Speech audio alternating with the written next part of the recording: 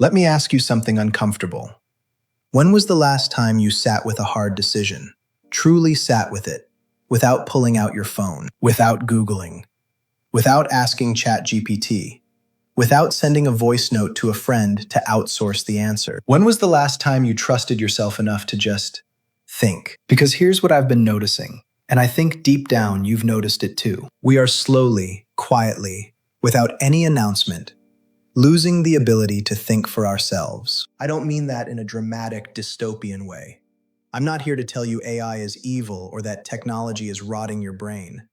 That's lazy thinking.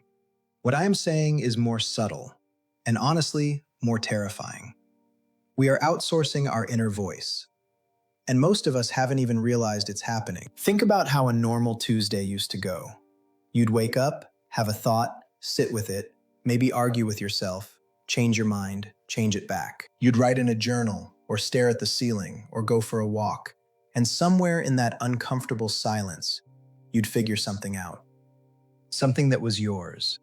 A perspective, a decision, a piece of who you are. Now, you wake up. You have a thought. And before it even finishes forming, before your brain has a chance to wrestle with it, you type it into a chat box and wait for a better mind to hand you the answer. That's not productivity.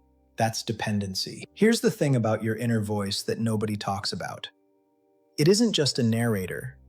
It's a muscle. It's the part of you that processes contradiction.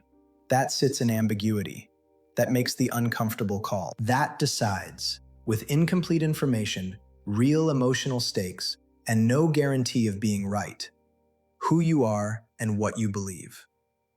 And like any muscle, if you stop using it, it atrophies. When you ask AI what to say in a difficult text message, you skip the part where you learn who you are in conflict. When you ask AI to summarize your emotions after a hard conversation, you skip the part where you learn what those emotions actually mean to you. When you ask AI what career path suits your personality, before you've even sat alone long enough to feel what makes you light up, you skip the most important conversation of your life. The conversation you're supposed to be having with yourself. And I get it. AI is good. It's fast. It doesn't judge you. It doesn't get tired of your questions. It gives clean, structured answers that feel like clarity. But here's the lie hiding inside that convenience. Clarity that comes from outside is not the same as clarity that comes from within. One gives you an answer.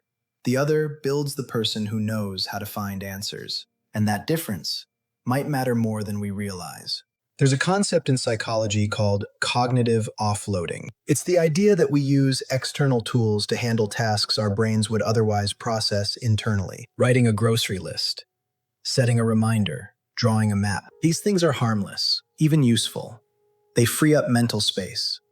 But there's a line, a dangerous line, when we start offloading not just information but judgment, not just tasks, but identity. Something fundamental starts to erode. Research on this is still early, but the signal is already there. The more we rely on external systems to make decisions, the less confident we become in our own cognitive abilities. We second-guess more. We hesitate longer.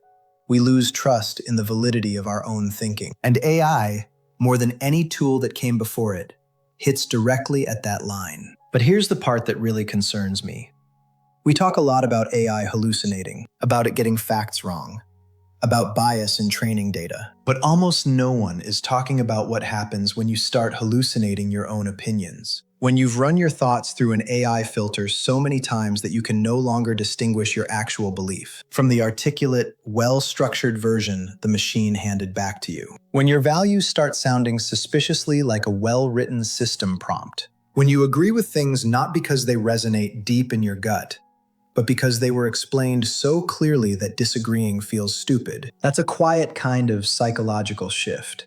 It doesn't feel dramatic. It doesn't announce itself. It just settles in slowly, like fog. Now let me be clear about something. I'm not saying AI is bad.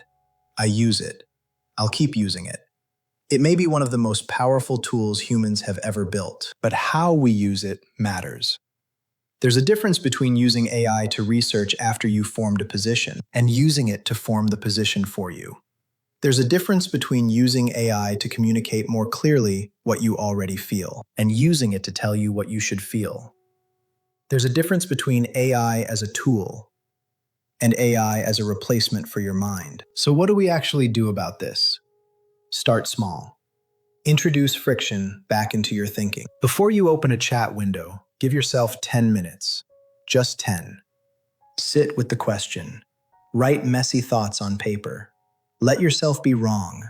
Let yourself be confused. That confusion isn't a problem. It's information.